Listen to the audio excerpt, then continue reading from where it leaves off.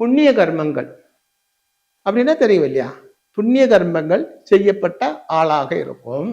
மனதில் கருணை உள்ள ஆளாக இருக்கும். மனசில் கருணை உள்ள ஆளாக இருக்கும். அது ரொம்ப பெரிய ஒரு விஷயம்தான்.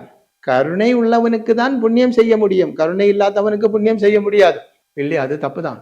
ஏன்னா கோயில்ல போய் காணிக்க போடுவாங்க, பிச்சைக்காரனுக்கு ஒன்றும் கொடுக்க மாட்டாங்க இல்லையா? அப்ப அது ரெண்டு தான். அப்போ புண்ணியம் செய்தவனாக இருக்கும், அது ஒண்ணு.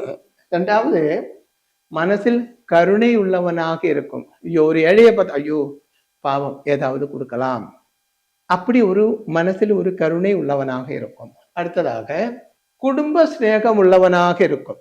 குடும்பத்தில் உள்ள பேரண்ட்ஸ், சகோதரங்கள், குழந்தைகள், இப்படி குடும்பத்தில் உள்ள எல்லாவர்கிட்டையும் அன்பும் பாசமும் கருணையும் உள்ளவனாக இருக்கும். அடுத்ததாக தைரியமும் துணிச்சலும் உள்ளவனாக இருக்கும்.